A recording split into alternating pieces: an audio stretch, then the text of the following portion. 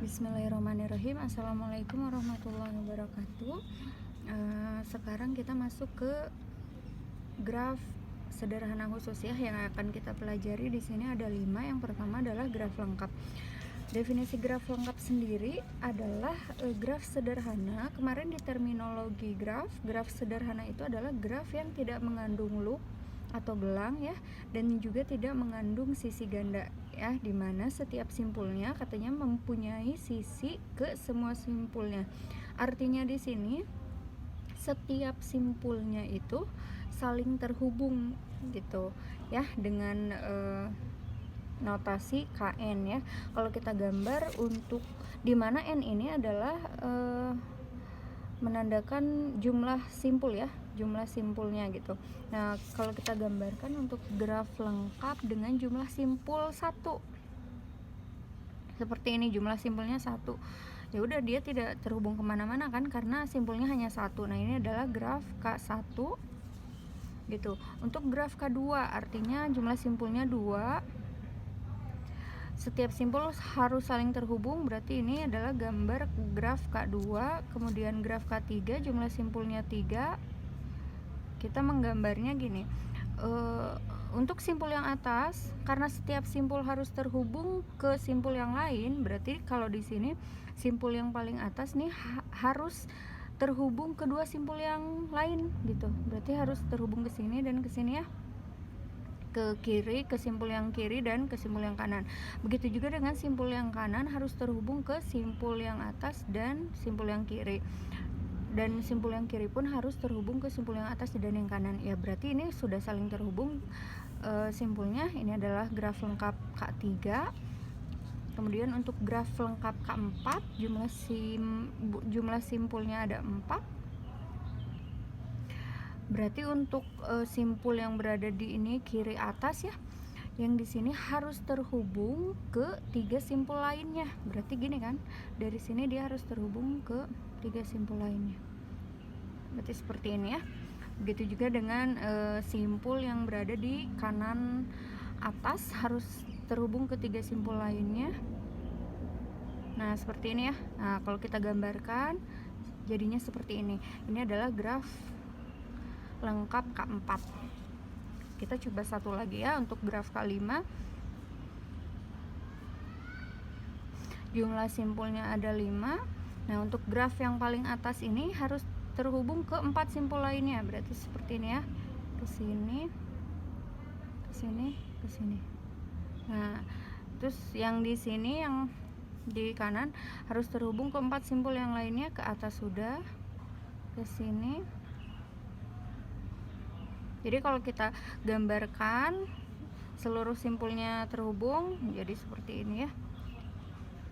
Nah, ini adalah graf lengkap K5 gitu ya. Nah, ya di sini berarti K4-nya ini kurang ya di sini. Nah, seperti itu. Oke, itu adalah graf lengkap. Nah, untuk menentukan jumlah sisinya bisa dengan N dikali N kurang 1/2, dimana N ini adalah jumlah simpul ya. Kemudian yang kedua adalah graf lingkaran. Nah, graf lingkaran itu adalah graf sederhana yang setiap simpulnya berderajat 2. Kemarin di terminologi graf, derajat itu artinya, jadi derajat suatu simpul itu merupakan jumlah sisi yang terkait dengan simpul tersebut. Jadi artinya setiap simpul dia punya 2 sisi gitu kan, itu menandakan derajat.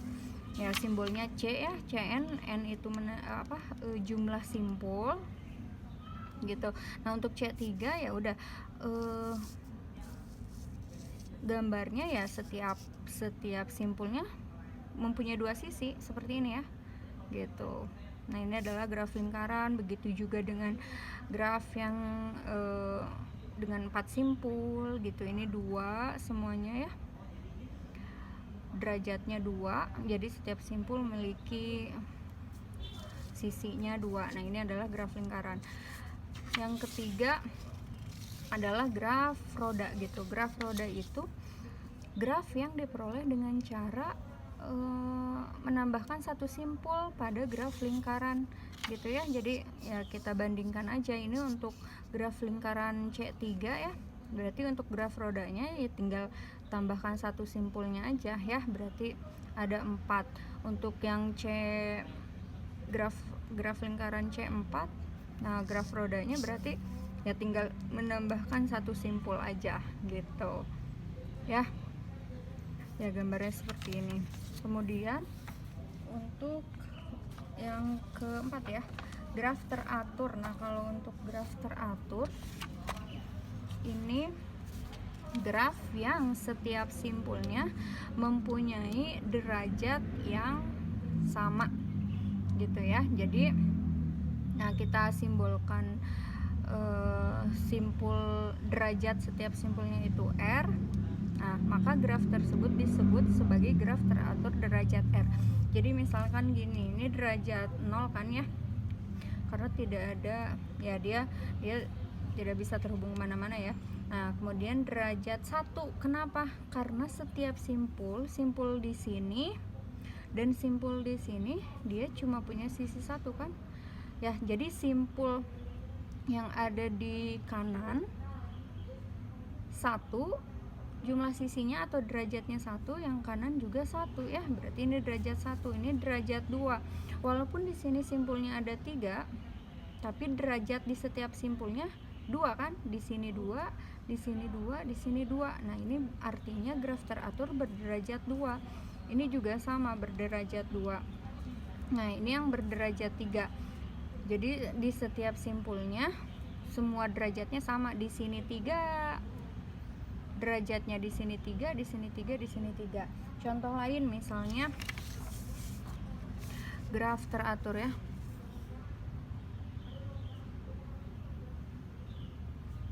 Graf teratur, misalkan kita mau menggambar graf teratur dengan jumlah simpulnya n-nya 4,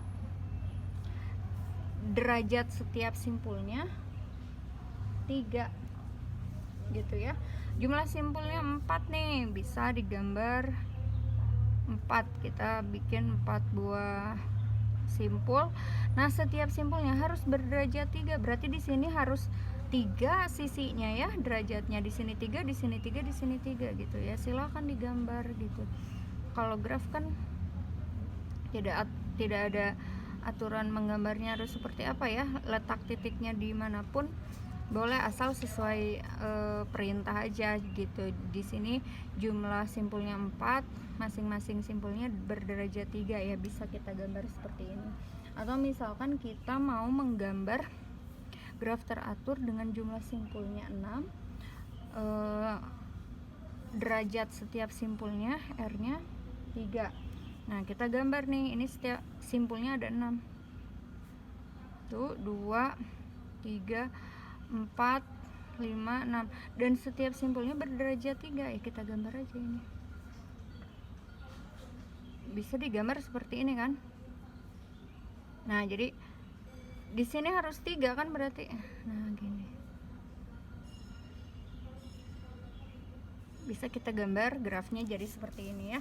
Jadi simpul yang di sini dia derajatnya 3, 1, 2, 3, di sini 3, di sini 3, di semua simpulnya berderajat 3 kan ya, berarti ini adalah graf teratur 6 buah simpul dimana setiap simpulnya berderajat 3.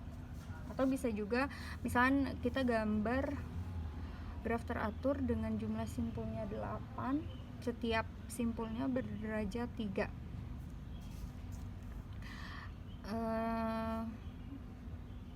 Misalnya ibu gambarnya seperti ini ya, 8 ya simpulnya, setiap simpulnya berderajat 3 ya, berarti ini di sini 3, ini 1, 2, 3 nih, di sini juga harus 3, 1, 2, 3 nih.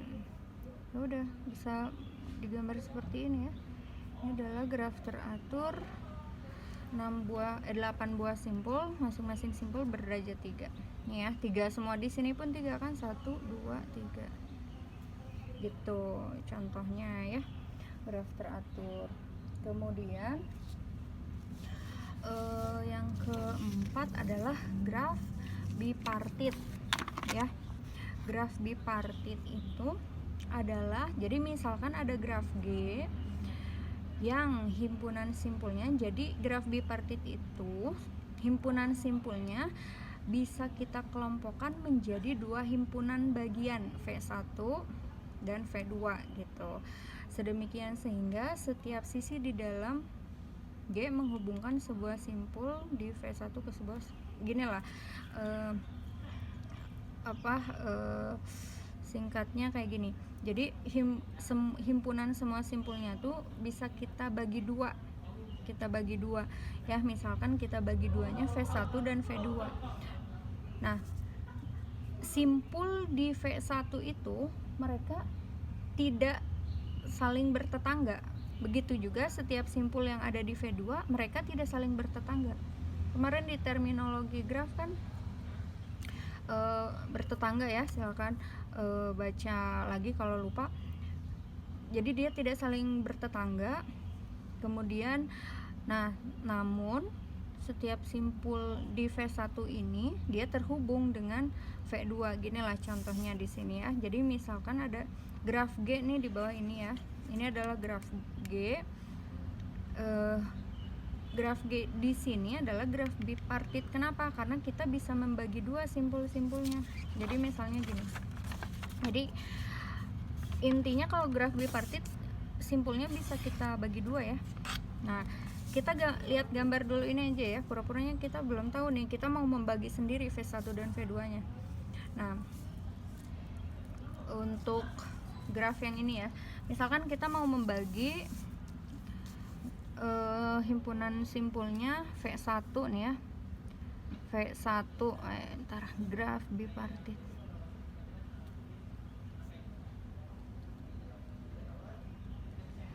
Ini himpunannya jadi V1 nih. Misalkan isinya adalah simpul A. Ya, simpul A. Nah, di sini kan tadi ya, yang di sini kalau misalkan kita mau membagi jadi V1, nah setiap simpul di V1 kan dia tidak bertetangga kan, artinya simpul G, simpul C nggak bisa jadi anggota himpunan V1 ya. Kenapa? Karena simpul G dan simpul C bertetangga dengan A kan, karena ada sisi yang menghubungkan dengan A kan, AG nih, AC ya, berarti AG otomatis nggak bisa kita masukkan di V1 ya. Berarti G, tunggu sebentar, G nggak bisa masuk jadi himpunan yang sama dengan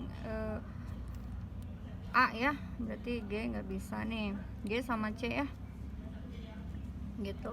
Terus yang masuk ke V1 mana lagi nih?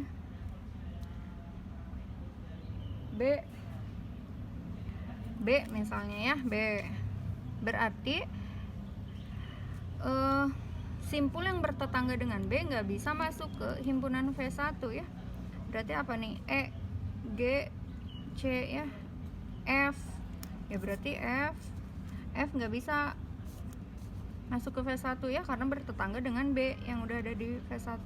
C juga nggak bisa ya. G udah jelas tadi ya, sama E. Ya udah, berarti sekarang D ya, D tidak saling bertetangga kan dengan AB ya, bisa kita masukkan ABD, berarti himpunan simpul V1-nya. Berarti V2-nya ya, berarti sisanya ya apa aja tuh? C, E, F, G. C, E, F, G gitu ya. Jadi simpul yang ada di himpunan bagian ini mereka tidak boleh saling bertetangga ya. Caranya seperti itu aja. Contohnya kayak gini ya di sini. Ya ini graf bipartit ya, yang ini contoh yang ini. Nah, ini H1 ya. Ini H1.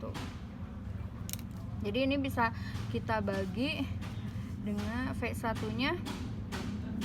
Berarti H1, H2, H3 ya. H1, H2, H3. Di sini H1, H2, H3 masing-masing tidak saling bertetangga kan? Ya, gitu. H1 tidak bertetangga dengan H2, begitupun H3. V2-nya berarti yang bawahnya ya, W, G, E. Nah, sekarang kalau yang ini, kalau kita namakan ini apa ya? Satu aja nih, A, D, A, B, C, D, E, F, G, H, I. Berarti apa nih V1, V2 nya? V1 nya berarti A, ya udah A aja ya V1. V2 nya berarti sisanya, karena si A terhubung ke semuanya ya, bertetangga dengan B sampai I. Berarti V2 nya dari B sampai I. B, C, D, E, F, G, H, I, gitu ya. Seperti itu kalau graf bipartit. Mudah-mudahan nanti selanjutnya matriks ketetanggaan di video berikutnya ya. Assalamualaikum warahmatullahi wabarakatuh.